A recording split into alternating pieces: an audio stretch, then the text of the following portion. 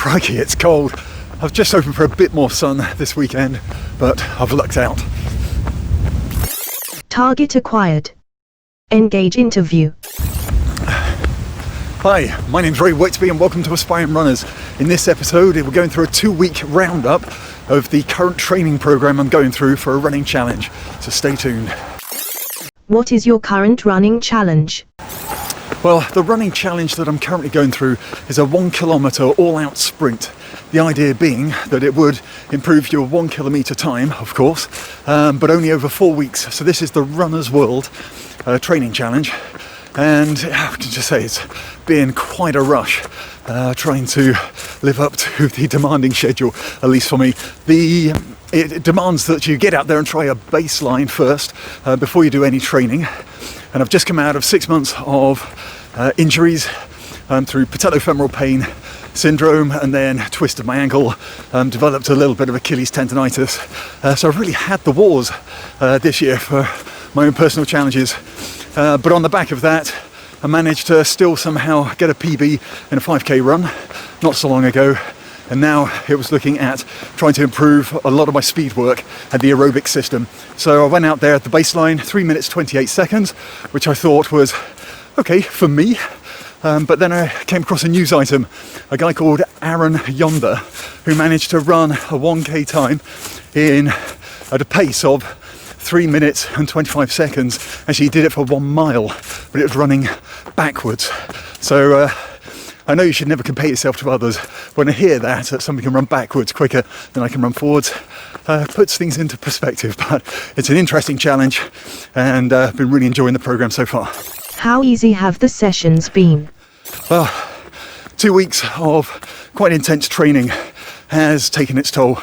The program itself is broken down into 5 days of running, and there's a block of 3 which involves speed work during the midweek.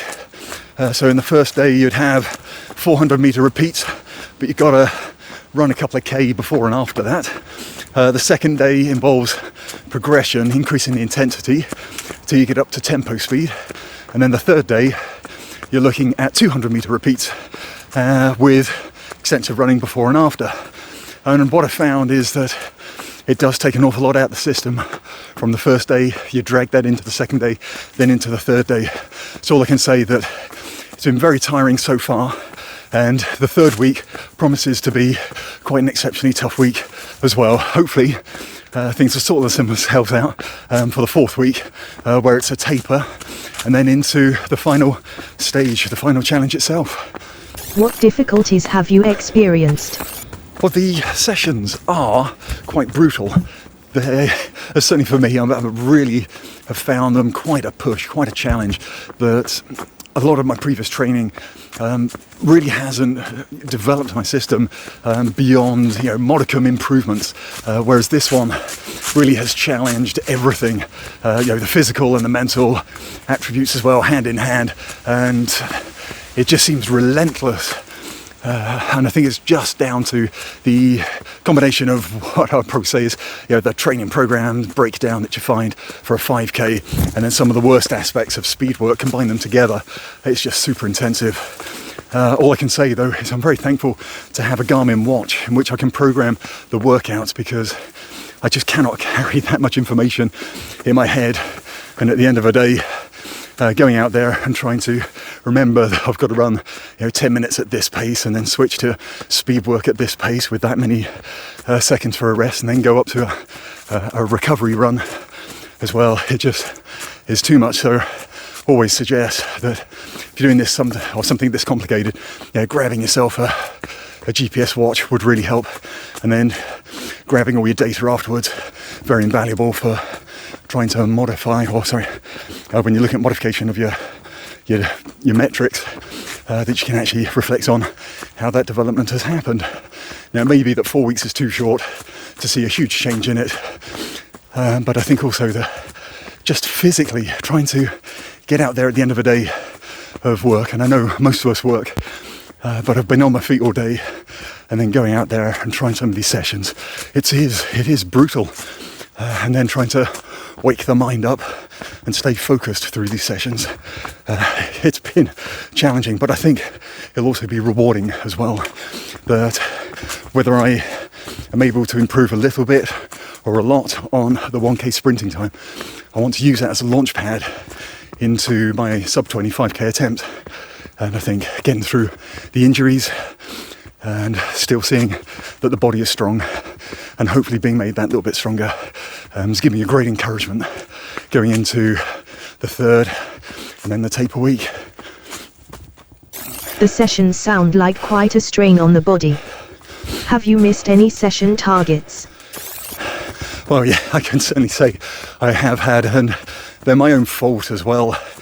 One has been not being able to read very carefully what was written down in the instructions for the training session, and I found myself trying to run far too far before I then got onto the speed work, and it just hurt so badly. And I think even then I missed out on some of the times, the paces that I should have run at. And then I went back and had a look at the training program and then saw that it wasn't actually clear enough. By having done it, then I could break it apart, put it back together how I think it should have been done, and it made the second week so much easier. Are there positive highlights? Well, I'd like to think that there were an incredible number of positive things about this. I mean, I really have found the approach each day.